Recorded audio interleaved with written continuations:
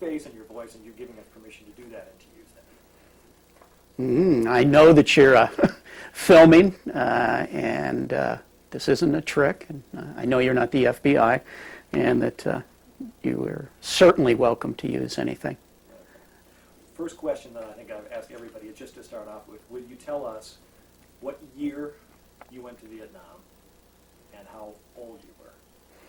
Well, I went to Vietnam in July of 1967, and I was 19 years old. I was a second lieutenant in the infantry, and spent a year there. I was a platoon leader, or a battalion S2, and a company commander before I was 20 years old. So you must certainly have been a volunteer for the service. 12 years of Catholic school, president of the Junior Republicans in St. Thomas Aquinas High School. I volunteered for the Army, and I volunteered for infantry OCS. So why did you volunteer? I volunteered because I was a dedicated anti-communist. I'd grown up in the 50s. I'd read all the books. I thought the world was being controlled by an international communist conspiracy. I'd been made to read in high school books by Dr. Tom Dooley, a guy who later ended up being a CIA agent, or proven to be a CIA agent, who wrote about 4 books on Vietnam, talking about what the communists would do. I thought Vietnam was mostly Catholic from reading his books. I didn't realize it was mostly Buddhist. And so I thought I knew something about it. And I went in the service because my father was a meat cutter. They couldn't afford to send me to college. And the war was there. It was a way to get away from home. And at that point, when I went in '66, we knew that it was getting big. And I went in with 2 other friends on the buddy system. So we all went through basic training together and then didn't see each other again for 3.5 years. At the time that you went in, as you thought about, the direction that your life might take or what you would be, did you have some idea? About being an infantry officer? Well, I mean... or about what combat was like? No. Something different altogether. Well, maybe a better question would be, did you decide to go into the military, and were you thinking that was going to be your career? When I went into the military, I didn't think it was going to be my career. I went in as a citizen soldier. All of my relatives had served in the military. My father was a Second World War vet at 44. My brother was a Second World War vet. My mother was an English war bride, and all of her relatives, all the way down to her 16-year-old brother, who was in the British Navy, had served, and it was one of those things that I knew as a, quote, man, I had to do. And I didn't intend to make a career out of it at all. I intended to go in, do as good a job as I could, and get out and have a civilian life. That also meant I looked at things differently as an officer than a lot of people. And how is that? Well, I didn't care about promotion. We used to call people who graduated from West Point either the West Point Protective Association or ring knockers. And by that we meant that they protected each other, and they'd knock their rings if they got into trouble to get them out of trouble. Sort of like when Dorothy in Oz wanted to leave, she just had to click her heels to get her out of a bad situation. They'd do the same to protect each other's careers over the lives of their men. You talked about the atmosphere of the Cold War and your strong feelings about the threat of communism and the need to deal with that. Specifically about Vietnam, though, before you went, how much did you know about Vietnam? What kind of place it was, what the people were? Well, I had read 3 books by Dr. Tom Dooley, who was a former Navy lieutenant and a Marino doctor. And so I thought I knew something about it. And it had come up in lots of discussions in Catholic high school. And of course Kennedy was a backer of it, and we knew about ZM. But I didn't know the real history of Vietnam. I didn't know that it had existed for 2,200 years. I didn't know that they'd fought the Chinese for 1,800 years. When I went to Vietnam, the MACV patch actually has a white sword which stands for America going up through the center of what looked like two engineer castles. And in fact, those weren't engineer castles. That was represented the Great Wall of China. And it was the white sword, America, stemming the flow of Chinese communism. So here we had a country that had defeated Genghis Khan and had fought a war after. They fought one with us and the French, with the Chinese, thinking that they were all puppets of Mao Zedong. What was your first impression when you arrived in Vietnam? Well, first off, I was scared. And that's the truth. I was afraid I was going to make a mistake. I was a 19-year-old lieutenant. I was going to be in charge of 45 men in combat. I knew what that meant, at least from 6 months of training. I wasn't afraid of dying, I think, like a teenager, especially teenage males. But I was worried that I would get people killed. And the heat wasn't that bad for me. I'm originally from California, a place called San Bernardino. And it was hotter in San Bernardino than it was in Vietnam. 2 degrees hotter, in fact, when I left. So the heat hit you, the humidity hit you. The fact that the buses that we went from the airport to the Army base had chicken wire on them, so that people couldn't throw hand grenades at you. And my father had been a World War II vet, and I knew that when they went to France, there was people throwing flowers at them.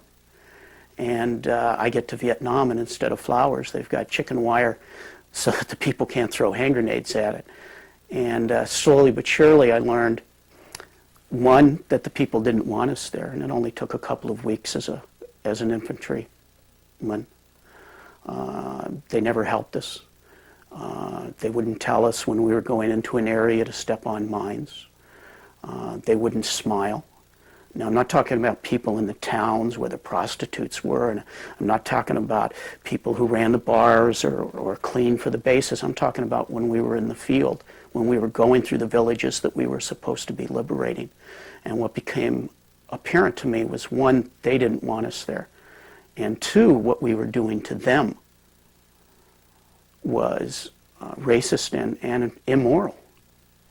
Was there some particular event that stands out in your mind as a time when you really said to yourself, hey, this is not what I thought this was, and maybe that we really shouldn't be there? When I came home, I saw this movie with John Wayne. I actually saw it at Fort Ord. And in it, at the end, he sits on a beach in California, and even though the sun's going down in the wrong direction with I think a Chinese American, he was supposed to be Vietnamese, and he says, this war, after all, is all about you. And that's what I went to Vietnam thinking my service was going to be. And after I'd been a platoon leader, I was a battalion S2 and also an S5, and we would pay Vietnamese to bring in unexploded rounds. And we dropped more bombs than every side in the Second World War, and about 7 to 11% didn't explode, just because the firing mechanism wouldn't go off. And the Viet Cong and North Vietnamese would go out and get these 500-pound bombs, and they'd take them down to tunnels and cities and under the ground, and they would saw them in half, and they would make mines to blow up Americans. And we would pay Vietnamese civilians to bring back unexploded rounds, $1, 119 piastres. And people who didn't want to be prostitutes or sell drugs but were refugees would find ways to survive, and one of them was to bring back unexploded rounds. And one day at the base at Tam Key, there was an explosion, and a guy from the TOC called. I wasn't flying a helicopter. I was in charge of it, though, as an S2. And they said that some children had been blown up by a white phosphorus 105 round. And so I directed the pilot to go to the other side of the base at Tam Key.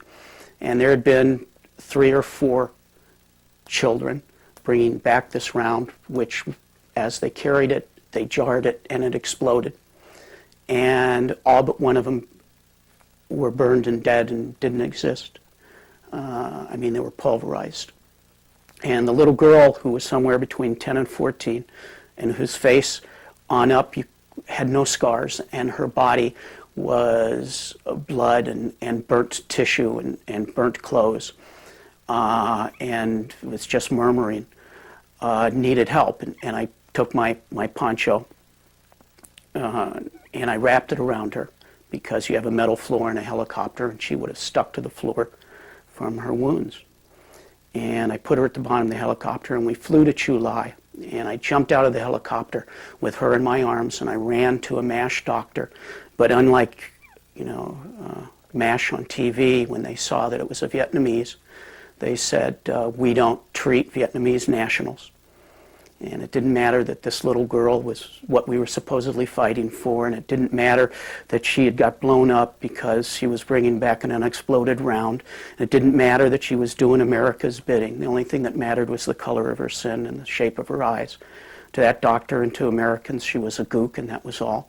And they directed me to a Catholic hospital orphanage in Tam Kee. And so I put her back in the helicopter. We flew. And I had to hold her because she started coming out of shock, and she was in pain and screaming. And we got her to Tam Kee, and I jumped out and put her in the arms of a nurse, and I don't know whether she lived or she died. But I knew at that point that my life wasn't worth anything to the government, and neither was the people that we were supposedly fighting for. It's hard to imagine that there were good days, but maybe there were.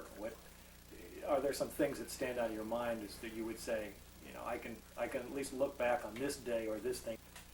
We're willing. Okay. Best day in Vietnam? Well, was there one? It's hard. I was in therapy for 2.5 years. And a lot of times people try to say, look at the good and the bad and weigh them. And everything that happened to me, that was good. Every time I got drunk, and instead of having to be in the field in a rear area, every time we lied to a superior officer about where we were, so that instead of doing their bidding and walking into a trap, I made sure that my men were safe. When we added up all of that, it doesn't compare to one day of my men screaming with parts of their anatomy hanging open. I can't say that there was a good day, and the things I could tell you that were good to me, I don't think I could say in front of a camera. I saw a man shot by his own men because he was a rapist, and the people were happy. Is there any way that you can convey to people who haven't experienced it what being in combat is like? Combat is, first off, combat for me was not what combat was for somebody else. I was 19 years old. I had wrestled. I was in better shape than before I went into the service. I grew 4.5 inches and put on 30 pounds my first year because I'd been starving myself for 3 years prior to that to not weigh more than 98 pounds and then not weigh more than 118, which is what I went in the service on. And my God, I totally forgot everything. What combat's like? What is combat? I mean, and so combat to me was, one, an adrenaline rush, was two, I have the responsibility of these men underneath me, and I'm going to get as many of them back alive as I can. I'm not going to have their deaths on my conscience. And but I'll tell you, in terms of what is bravery like, Rosa Parks, probably braver than anybody I knew in the military. I mean, we had guns and battleships. And here was a woman who didn't have anything, and she didn't back down. She didn't get up. She didn't have a uniform, and She wasn't going to be a POW. She was going to be dead from the Klan or George Wallace or whoever. And here was this woman who stood up against an entire state, an entire section of the country. And that, to me, is what real bravery is. It's putting yourself up there in kinds of situations where it isn't, quote, your duty. I think everybody faces a challenge in their life. I'm not religious anymore. I'm an atheist, at least at best an agnostic.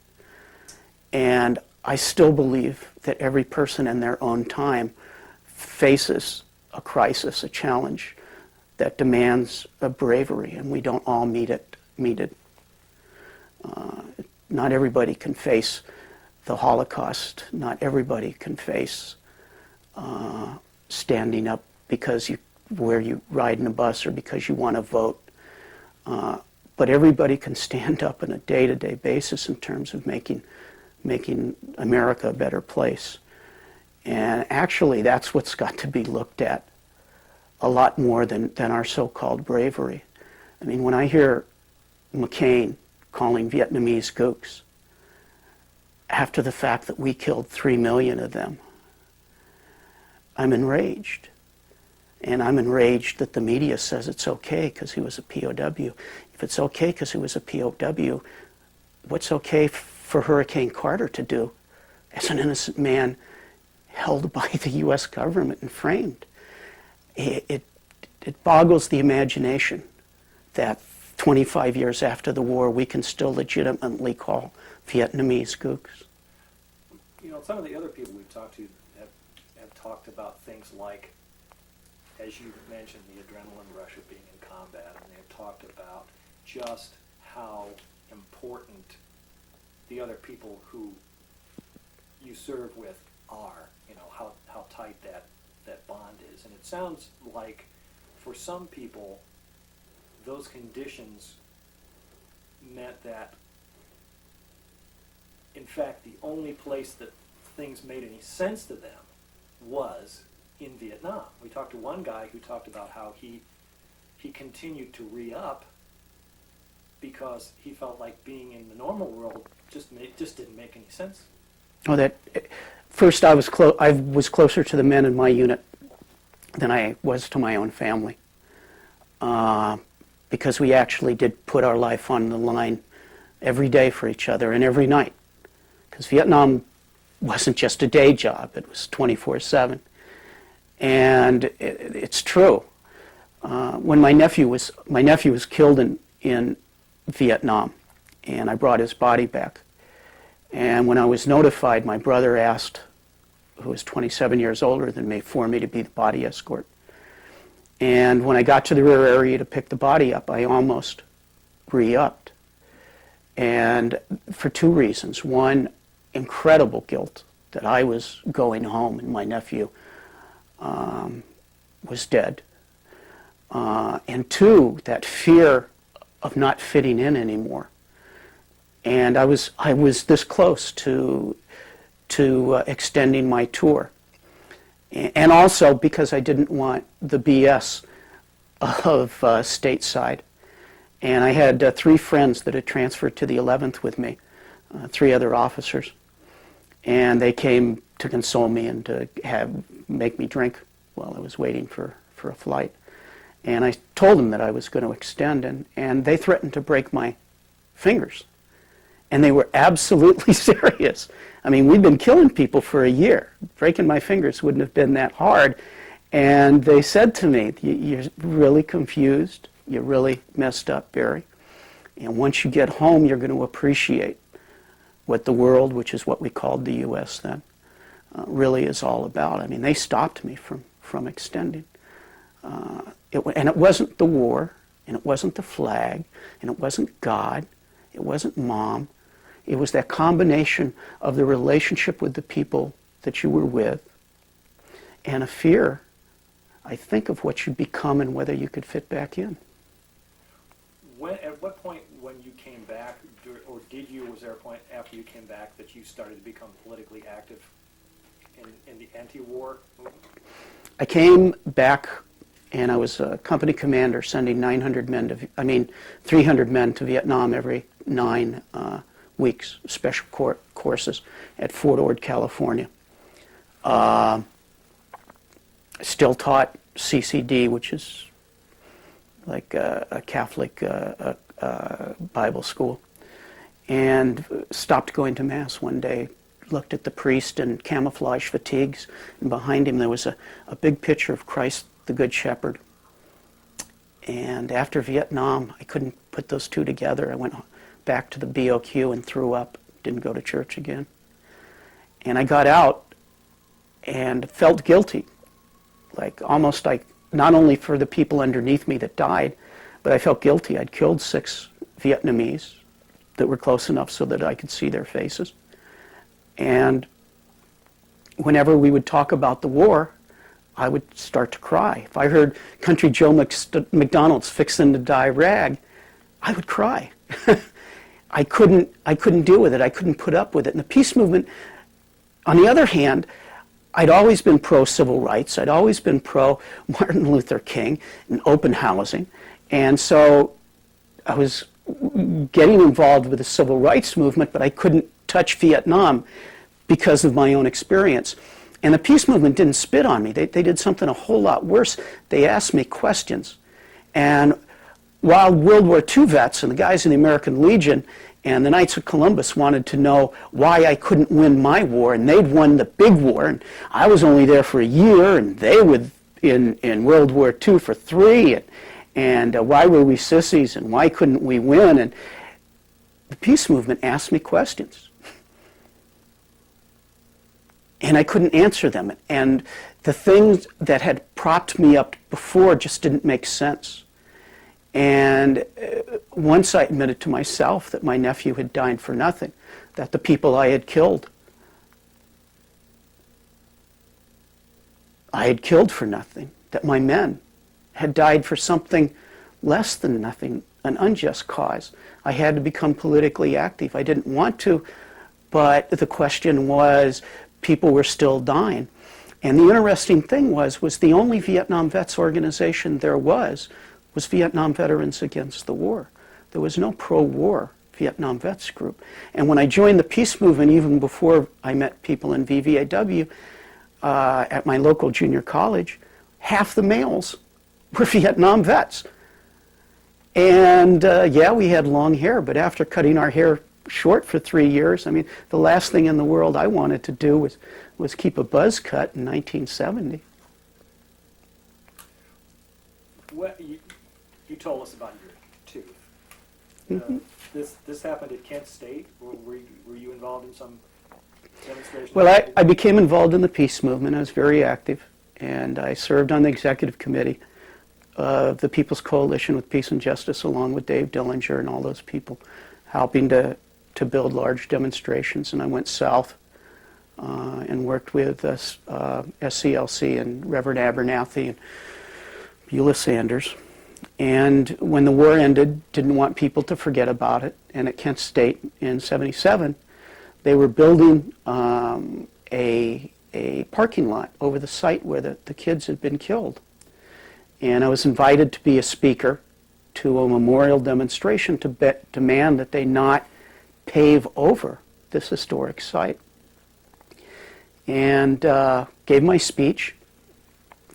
And didn't stay for all of the demonstration because we had a campus chapter of students, but then a whole bunch of workers who were electricians and custodians were Vietnam vets, and they said, oh, we want to join VVAW too, so we were forming a separate chapter from the students of just campus workers. And so I went to a bar, which is the best place to organize any union activity, and I got out, and the cops were dragging this hippie down. My hair was short by then again, although it did come down to the front of my forehead.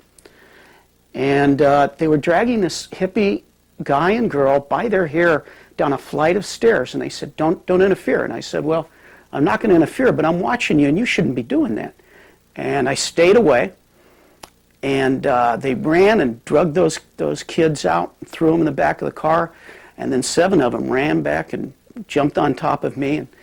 and started beating me with billy clubs, and had a billy club in my mouth like they were pumping a toilet that was clogged up. And all of my back teeth were crushed or broken. At the gum line, some of them they were able to mold together and save, but that was my gift. And then eventually I was convicted of a third-degree misdemeanor and told never to attack a police truncheon again with my mouth. It's real clear, I think, to with all the people that we've talked to, that they think, whether they put it this way or not, that Vietnam, do you think Vietnam, that experience, sort of made you the person that you are today? Vietnam not only made me the person I am today, it tore me apart, and it took years to put me back together. I was in therapy for 2.5 years. I couldn't hold a decent relationship with a woman for years, partially Catholicism, but partially I just couldn't form lasting relationships. I didn't trust people, which is part of delayed stress. I had a son who wasn't raised by me, and a daughter, hopefully, I've raised correctly, but I know that affected their lives. And when I look at how people suffered around me, no. I speak to high schools and colleges and tell them don't go. Again, there are so many other things to prove your manhood in. There are so many good things that you can do. That putting yourself in a situation where you don't get to pick who you're killing, or you go to jail, to prison, to a place that's worse than combat. Because if jail ain't worse than combat, after 3 or 4 months in combat, people would be thinking about club fed. And so it is defining. I can't say I wouldn't want it, but I think if I hadn't have gone, I think my family and people around me would have suffered, my loved ones, a lot less. Well, it's interesting, too, because a lot of the people we've talked to have said they would actually go back. Say if they had to do all over again, they would actually go back. Would you, suppose we were doing this all over again, would you go back? See, I can't play the game of will I go back, because I have kids, and if I didn't there, I wouldn't have had those kids. I wouldn't have been down south with Reverend Abernathy. I was in North Vietnam in 1972 with Joan Baez and Telford Taylor, the chief prosecutor at Nuremberg. Not only did I survive the South, I survived North Vietnam and B-52 strikes. Nobody else lived through that. The Vietnamese even said that to me, because they could tell I was stressed out. I mean, it's the equivalent of 1 1.25 nuclear bomb a day. And so all of that has fed into me. And I don't hate myself now, but I tell people not to go, so I wouldn't go. How could I? Quite frankly, I'd have just spent 3 more years down south fighting for civil rights. That would have been a whole lot more value than 3 years that I spent in the military. I'd have spent 3 years with the Marinols in Guatemala. Been a whole lot more dangerous than my year in Vietnam. So there are places you can go. There are things you can do. My parents, God bless them, wouldn't have suffered the way they did. My mom had Huntington's chorea. My father was 48 when I was born. And when I went in the service, he sat me on his lap at 66 years old and cried. A guy who started out as a fruit picker with a 6th grade education, who spoke Spanish as a first language. And he sat me on his lap and he cried and he said, "Don't go." I put my parents through that. My experience in Vietnam wasn't just my experience, it was what my whole family went through. If I didn't go in the service, maybe my nephew wouldn't have gone. Maybe we would have sent him to Canada. There is a whole lot more people that suffered. My mom had Huntington's chorea disease. She was crazy, physically crazy from that horrible disease. The FBI had agents on her because of my political activity. And when I got my FBI reports, they would joke in there about how my mom was paranoid, as if she was crazy for thinking that there were FBI agents when there really was FBI agents. So from the peace movement to the war, my family just went through too much. Okay, I'm going to change tapes.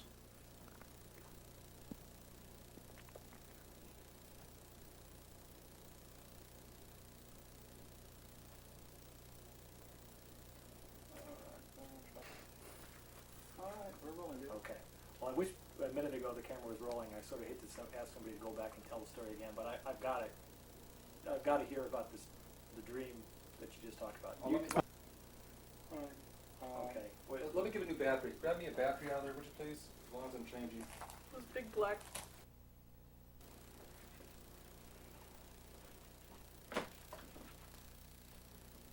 Here and some Iron rail, the brass rail. brass rail, that a jazz bar. Well, it's a bar in downtown Champaign. Right, and they have a Friday happy hour. I think I'm supposed to be there at some point. Oh, okay. All right, now, please do tell us about this. Tell me about that dream. Well, I have a reoccurring nightmare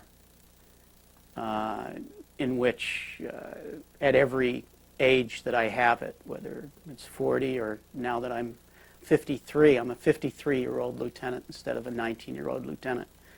And all of my friends are the ages that they are now, except they're the ranks they were then or whenever they were in the service. So I'm 53 and they're 48 or 49 or whatever, and we're in the military going off to fight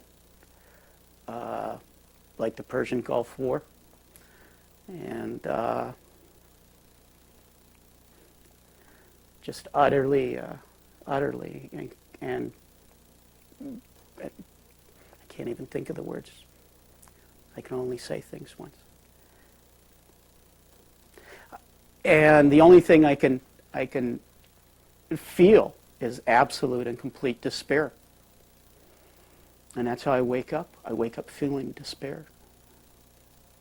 See, I think this is something that a lot of folks just can't understand, and maybe if you haven't been there, you can't understand about why it is that now, so many years later, it seems that the experience of having been in Vietnam just won't let go of you. I think that's true of most people who are in combat. And I think especially of Vietnam as opposed to other wars. My father and my brother can look at the Second World War. And my father even said it to me when I was going in the service. He said, look, I was going to fight people, Nazis who were putting human beings in ovens. You're just going to go fight some poor dumb farmer who doesn't want you there. And that's the uselessness of it. We can't come up with any excuse of the horror that we went through. And we do have the highest rate of suicides among any group. And it isn't going down, even though our ages are going up. And there's so many people who just have not dealt with their problems. I spoke at a junior college, and I can sometimes tell whether there's a younger vet or someone whose father was a Vietnam vet. And she started to cry during several points when I was talking about the war. And afterwards she came up to talk to me, and she said her father was a Vietnam vet and she really appreciated it, and he never talked about the war. And I kept saying, well, does he have problems? And she said, no.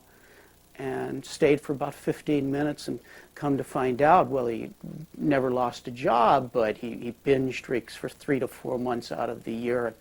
And on anniversaries of bad times in Vietnam, he goes into the attic and shuts himself off with alcohol and watches war movies for a week so nobody can see him. And she's seeing this as not a problem. A lot of vets talk about what the homecoming was like and the shock of coming back into the world and daily life, and whether or not they were disrespected by people, that apparently didn't always happen, but it happened to some people, that transition was so jarring that maybe that was also something that I never quite got over. If we could go back and do that again, do you think that there's anything that we could have done for the soldiers who came back, right when they came back, that would have eased that? Not really. First off, I think people that say we needed a parade in order for the problems not to be there better remember that a majority of World War II vets didn't get parades. My father didn't get a parade. My brother, who served in New Guinea and the Philippines, didn't get a parade. That was a few selective units. Every time another boat let off 10,000 Americans, it wasn't another ticker tape parade. That's just a lie. Two, anybody who looks at the Bill Malden cartoons that he drew after the war sees the kind of homecoming and non-homecoming, especially black World War II veterans got returning from the war in terms of how bad their reception was. There were riots. When you came back to the States, you had to go to Oakland Army Terminal. Now, as an officer, I didn't have to stay there because they trusted me. But they kept enlisted men until they filled out all their paperwork. And they sometimes would keep people there 72 hours. There was almost riots. Guys walking out because they didn't want to stay there. They wanted to get back home as soon as possible. If they would have delayed it, okay, we're going to give you a parade every week. You're going to stay here for 6 more days after you've been gone and in the jungle before you get to go see your girlfriend, your wife, your father, and your mother. Oh, what utter nonsense.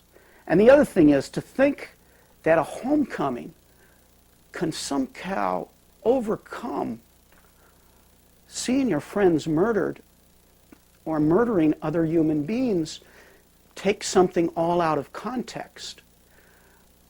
There's a great scene in a very racist, awful movie, The Deer Hunter, in which the sergeant comes home and they're all in his trailer and they've got beer and cakes and welcome home signs and balloons and tons of alcohol, and he drives up and he knows that there's the welcome home and he drives away.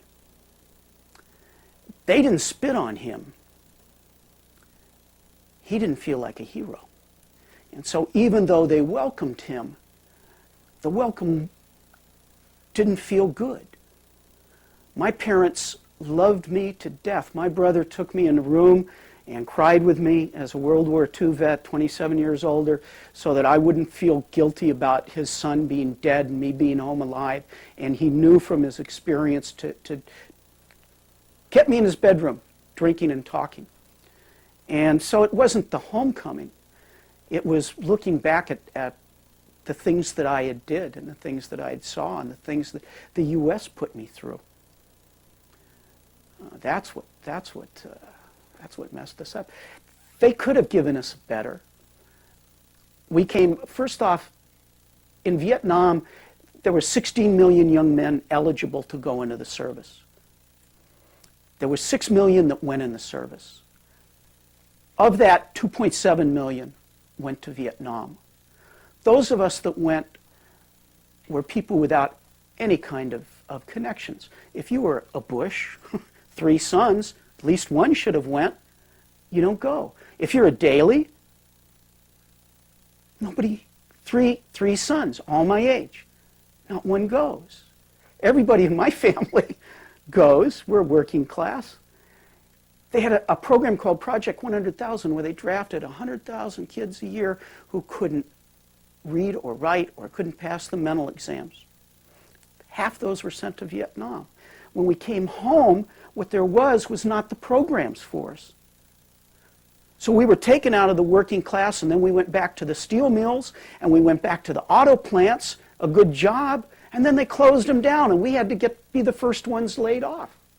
Never a job program for us. Oh, well, you have a GI Bill of $100 a month. But then 10 years later, when the economy goes sour, they take it away from you. Ronald Reagan took away our health care. Up until the 1980s, as a vet, I had a right to walk into a VA hospital and seek help. Ronald Reagan decided that we didn't deserve that, and if you earned more than 15 grand a year, if you walked in and it wasn't service-connected, you had to pay. I have 2 friends now, one man and one woman, delayed stress problems from Vietnam. One guy, 101st Airborne, went over with the unit, tunnel rat, alcoholic, went through an alcohol program. Because he didn't go through and get delayed stress ahead of time, they're now garnishing his wage as he's 55 years old and trying to drink and get his life together. That's the kind of gifts over the years that the politicians have given us. They like to give us a flag, they like to talk about us, but when it comes to dealing with homelessness, when it comes to dealing with delayed stress, when it comes to dealing with Agent Orange, they ain't touching it. You know, as we talk to people, we raise this issue of, is it possible to get some kind of closure? And you get all kinds of different answers, everything from one guy who said, 30 years later, he's still waiting for somebody to say thanks, and also to the point of somebody saying, well, what we really have to do is the United States has to acknowledge the fact that it was wrong, that we were wrong. In your mind, is it possible, one or both of those things or anything, is it possible actually to have some kind of closure on this? Or is it just going to have to wait, we're just going to have to wait until we're all dead? If someone tried to thank me, I'd like to hit them. What are you thanking me for? For my nephew dying? You thanking me because I killed a guy in a tunnel or shot an NVA lieutenant? What are you thanking me for? I remember people saying to me when I went to Vietnam, kill some for me. Now I know that they were nervous and they didn't know what else to say. Believe me, after I killed somebody, that was not something that I could deal with. Closure, I think, is something that has to be done for a lot of us on a professional level. It means that we have to consciously deal with our problems, not make excuses for them, not blame it on some hippie girl with no bra, but look at what actually we did and own up to that. Part of the reason why I think I'm able to deal with my problems, and I didn't drink myself to death or kill myself on drugs or kill myself in a motorcycle accident or something, was that I used all that bad stuff to try to stop another one. I went back to Vietnam and I made amends with the Vietnamese people twice. Every vet I know who has gone back to Vietnam, seen the country at peace, able to talk to the Vietnamese as human beings, comes back a changed person. Now they still have their nightmares of their friends dying.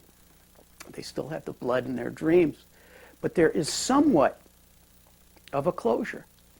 And you can see it even in Senator McCain, who seems to go back to Vietnam at every chance he gets.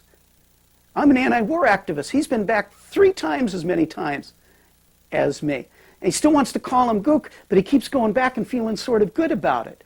There is something that you get from seeing the country at peace. And part of that comes from our service of 365 days.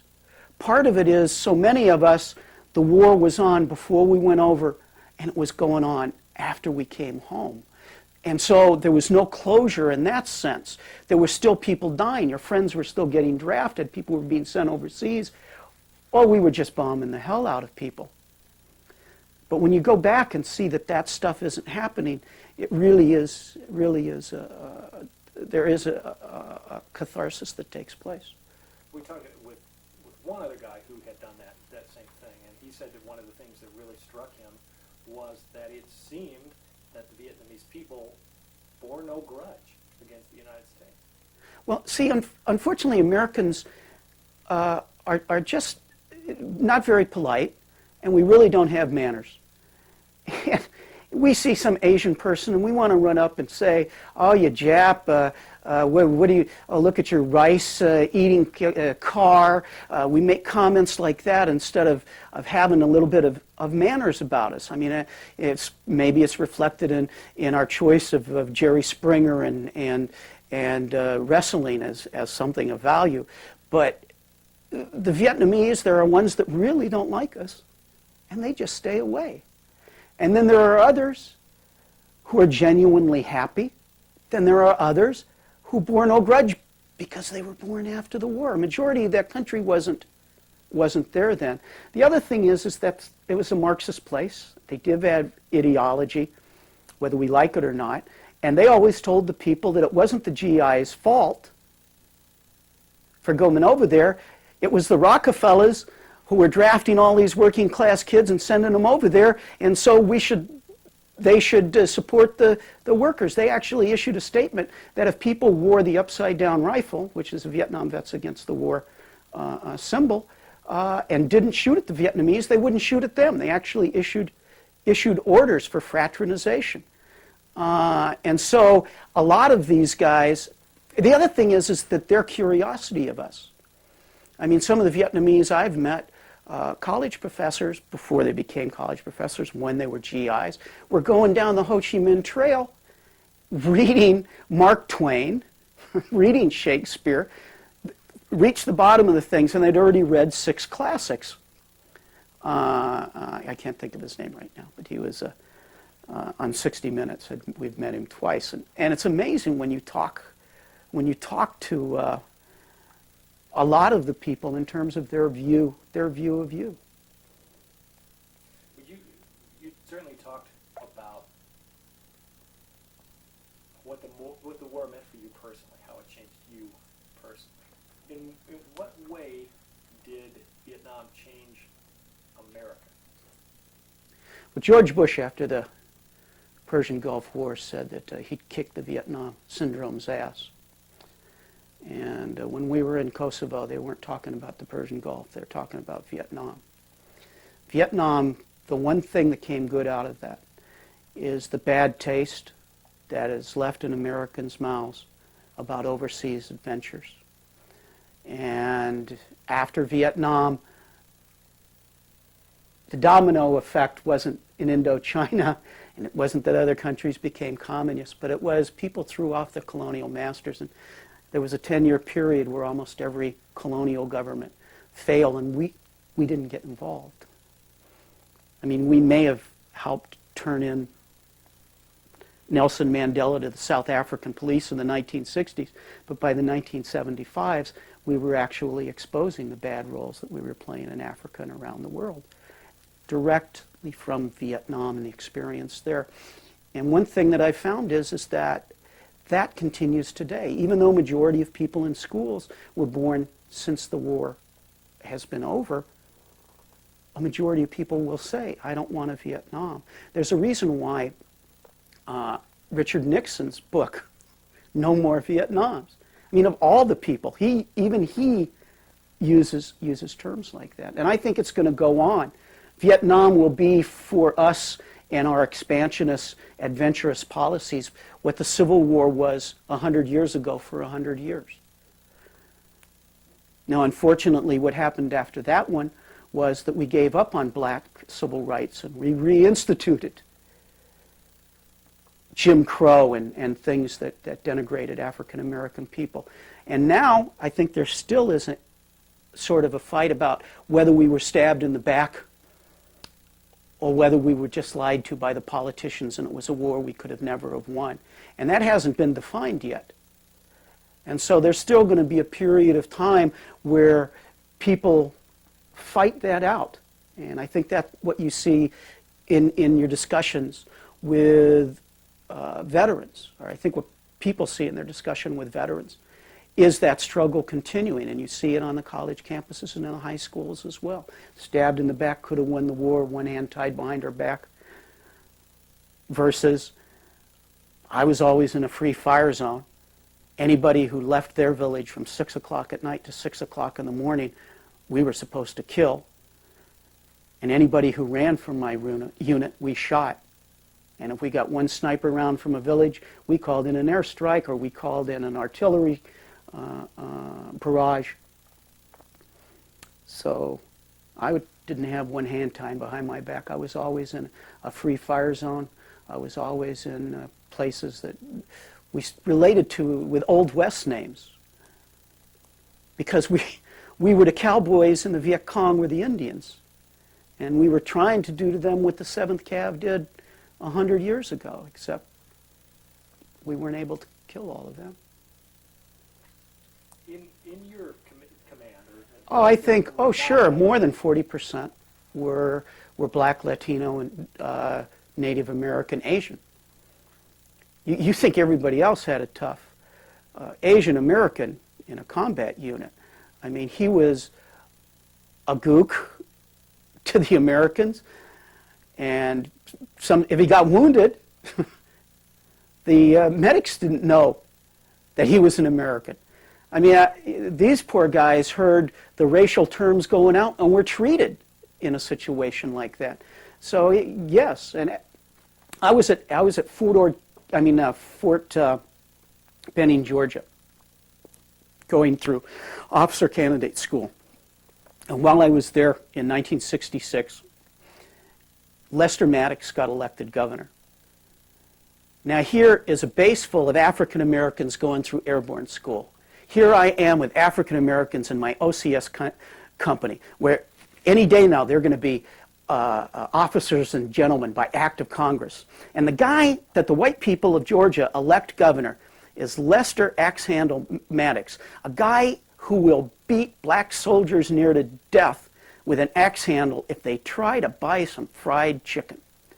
So black people are being asked to go to Vietnam and fight for freedom and democracy, and they can't even buy fried chicken off the base. And the white people think that that's so correct in Georgia that they elect this guy governor. In the latter part of the year, 3 African American majors from the Maryland National Guard are driving home after command and staff school. And they're in uniform driving back to Maryland. In upstate Georgia, they get stopped and murdered because they're uppity.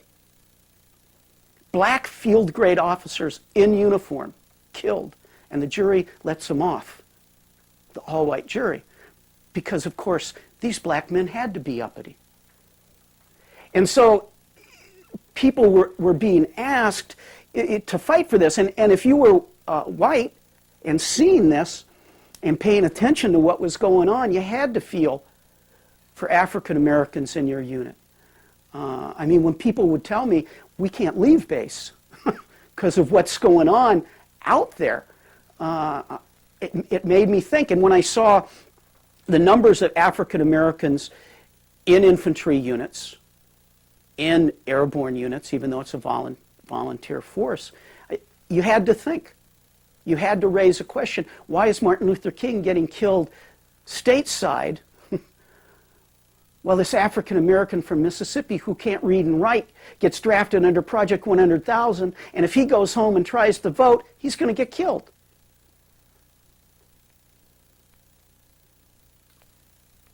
Well, I think I'm about at the point where I'm asking what I would ask.